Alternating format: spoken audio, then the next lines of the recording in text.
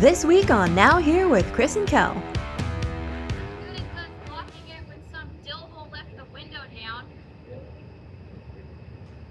I'm the dill hole.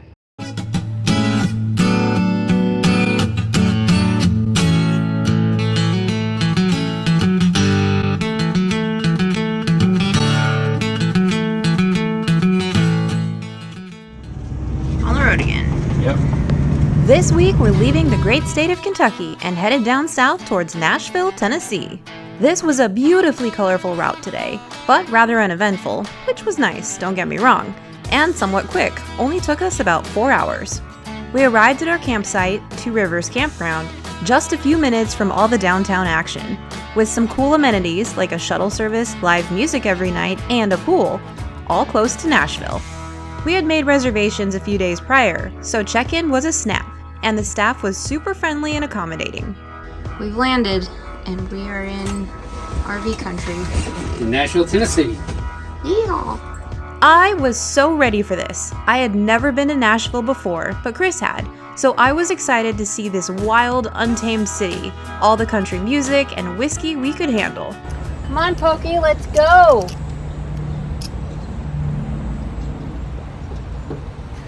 And we wait. You waiting on a woman? I nodded yes, and how about you? Touring Nashville, day 1. By this point, we had unhooked our tow rig and made our way towards Midtown. All right, let's go check out the Parthenon. What do you say? No, I don't. I like grass. The Parthenon is a full-scale replica of the original Parthenon in Athens, Greece. It was built in 1897 and is part of the Tennessee Centennial Exposition. This was obviously the main attraction of Centennial Park, but the park itself is also a lovely place to be. And it's super close to what would soon become one of my favorite hot chicken places of all time, Red's Hot Chicken. Yep. Today, we were on a quest for the best Nashville hot chicken.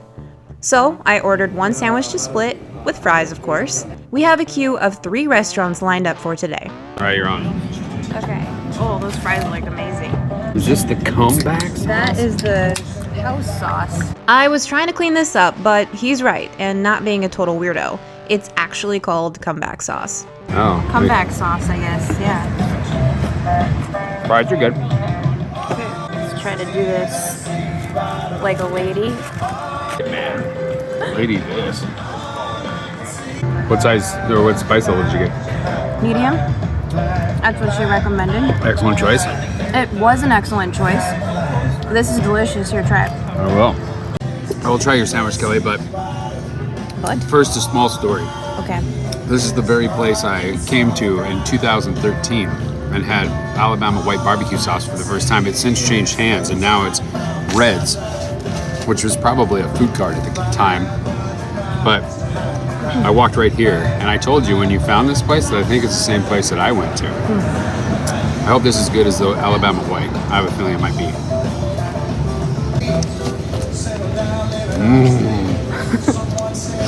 It's heavy on the seasoning, but the sauce really makes it. And there's like a roller coaster of flavors. Isn't this the part where I talk about what I just ate? You're just chewing, man. It is more than just the heat. You know, like I was expecting. Hold on. Oh, there's a street sweeper over there. I was expecting it to be dripping with a red sauce, and that'd be like the feature. But no, it's like seasoned and marinated.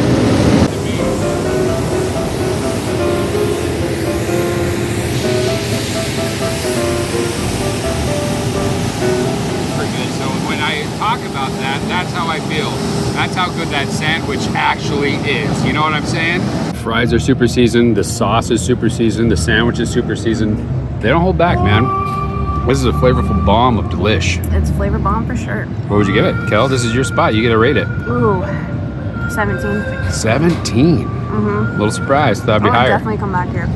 It's a very good score, but I thought it'd be higher. That was a satisfying sandwich. But that was not the original. We're gonna go find it. It's a place called Prince's. The original apparently burnt down, but they have other locations.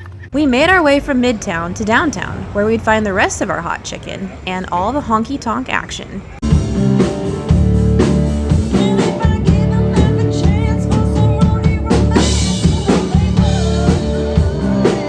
Even in the middle of the day, nearly every bar along the strip was oozing with talent. We bar hopped all the way down to Prince's. What's left of the original hot chicken establishment, known as Prince's, is located in the food court of the mall, which seemed very appropriate given the quality and service we experienced.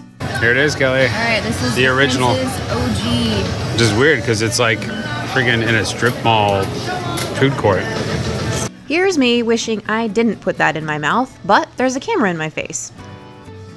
But it is not like Red's hot chicken good. All right. That was the epitome of the sandwich, I think. I'll be the judge of that. Based on this reaction, I think Chris must have been in a similar mindset.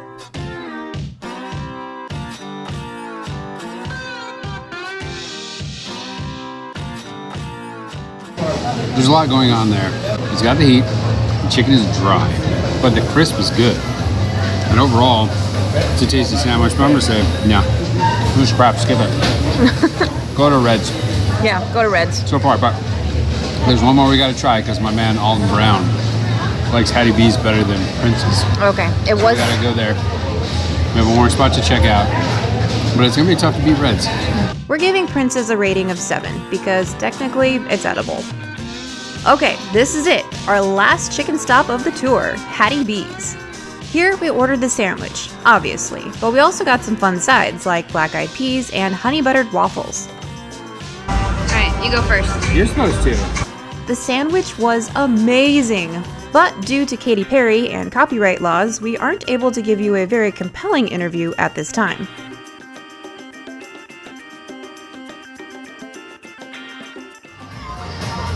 That was delicious, dude. Which one's the best? Out of the three, the best. We polished off our dessert, and then it was time to see a little more of the strip.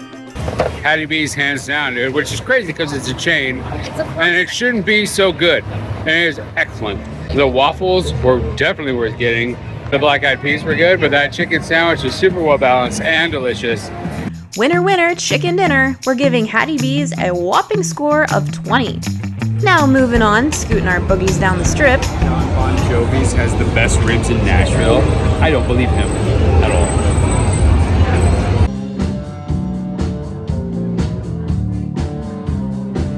There were quite a few bars owned by country artists, such as Garth Brooks, Alan Jackson, Blake Shelton, Luke Bryan, Dierks Bentley, Miranda Lambert, and Kid Rock, to name a few. We didn't limit ourselves to the street level. There were plenty of rooftop bars with excellent views. And while the music was free, the drinks were not, and all this bar hopping was adding up real quick. Where's your drink?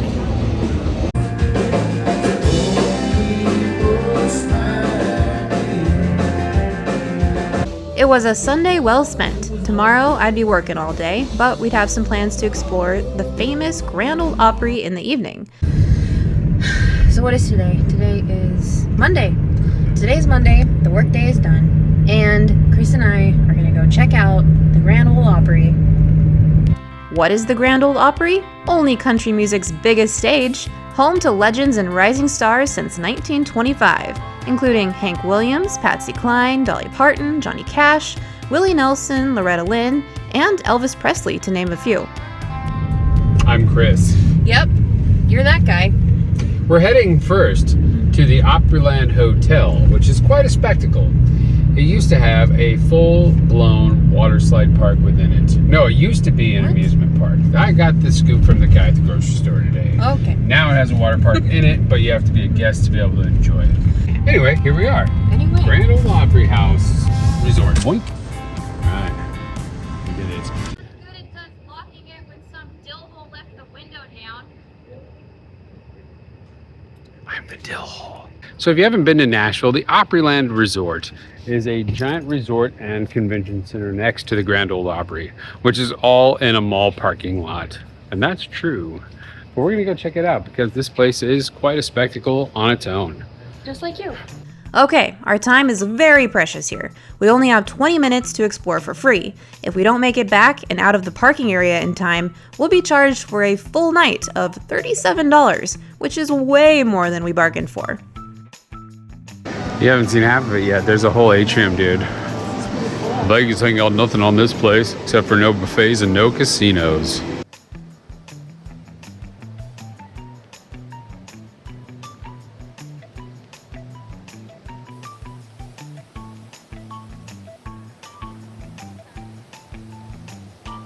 What do you think, Kelly? Pretty epic place, huh? It's really cool. Each of the hotels has an overlook, like a balcony on this atrium. But wait, Kelly, there's more. Check this out. This is a whole different area. We're running out of time, so we had to pick up the pace and get through all the atriums. If you haven't figured it out, this place is really cool. The Opry area is quite a ways from downtown and all the honky tonks, but it's definitely worth a visit because there's some cool crap going on down here. This is so cool. There's like a little village inside this hotel. Hello, Mr. Horse and Mrs. Horse. Sarah Jessica? Yeah, it's its own little town. They've got like clothing stores and restaurants, of course, and kids corrals and all sorts of things. The charm at night is quite high, I would say. All right, let's go see the Grand Ole Opry. Okay, let's do it. Why are we hurrying? Because the first 20 minutes is free on parking and we're running out of. Okay. Man. With another Dude, that's an minute to entrance spare. too. Where's the exit? How is it? How do we get out? Seriously, how do you get out? Make it to the car on time, huffing and puffing. Is that it? There is a sign that says exit. Keep following that arrow. Okay. 1 minute. Oh, We're not done yet. We haven't got out of the things. okay. We got this.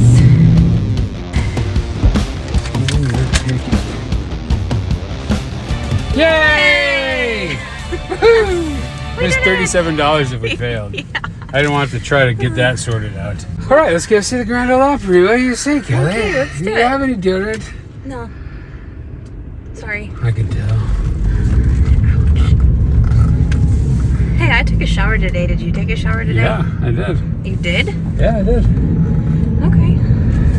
The best part about being a human is there's no requirement to tell the truth. That's the best part of being a human is that you can lie. The AI's not going to be able to lie to us. Okay. So here we are in front of the Grand Ole Opry, and here's what's weird. Across the street is a freaking shopping mall. I'm sure this wasn't a thing before. There's a freaking David Buster's right when you get to the entrance. But here we are. We've made it. And there is the iconic giant guitar that Kelly will probably want me to take an Instagram photo in front of if I know her at all. Yep.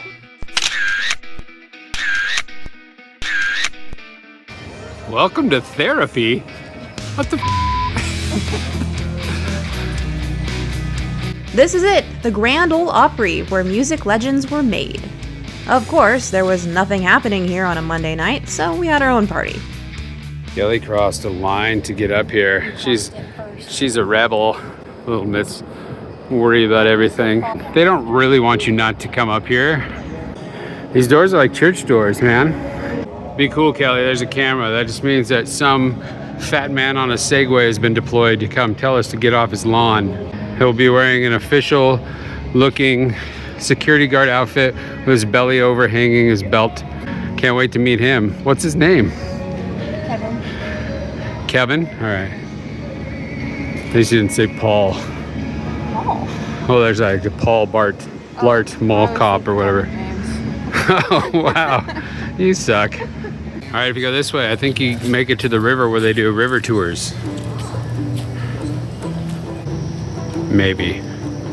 Okay, maybe not. That doesn't look like a river that anyone's taking a tour on. It's more of a creek, wouldn't you say? It's definitely a crick. This just goes to the parking lot. Are you getting hungry yet? Yeah. Let's go find some East Side eats. And now we're gonna go find some good eats on the east side of Nashville. Some Asian street food. Yeah, dude, we're gonna go eat some Asian street food because we're in Asia and we're gonna walk on the streets. Wait, we're in Nashville. I've still never had soup dumplings, so that might be worth trying. Pretty cool vibe, huh? I can't remember exactly what we ordered because, to be honest, the food wasn't that memorable. This place was really all about the vibe. But I can tell you, we did get the soup dumplings. There it is, the soup dumpling. Due to copyright issues and the musical artist known as Usher, I'll have to paraphrase Chris's commentary. This is where he talks about the meat and how he's not sure what it is, but it's delightfully flavorful. All right, Hawker's Asian Street Food. I'm a little surprised by this one because it had a 4.8 on Google, and Kelly did enjoy it more than I did. She gave it, what would you give it on 21? On 21, I would say 13. 13. That means definitely worth a stop if you're in the area. I, on the other hand, would give it a solid 10. To me, there were so many fatal flaws. Bibimbap is supposed to have like crispy rice, no crispy rice. And that one was the least flavorful of all 3 dishes that we got. Anyway, I'm gonna give it a pass. Kelly's gonna say, worth going. Ordered a drink, they didn't have it, so I just drank water, and then Kelly got a glass of wine. 4.8 on Google though, that's a shocking part for me. Time to remedy this experience with a cocktail. Something different. How about a speakeasy? Just have to figure out how to get in. Maybe you have to hit the button. What button? Is this a button? We were then transported back in time into Attaboy's Speakeasy, where we had 2 of the most outrageously overpriced and pretentious cocktails to ever exist. Not exactly our vibe. After our nightcap, we turned ourselves in. The following morning, we'd be back on the road again, with about 500 miles ahead of us. Our next stop will be Savannah, Georgia. On the road again.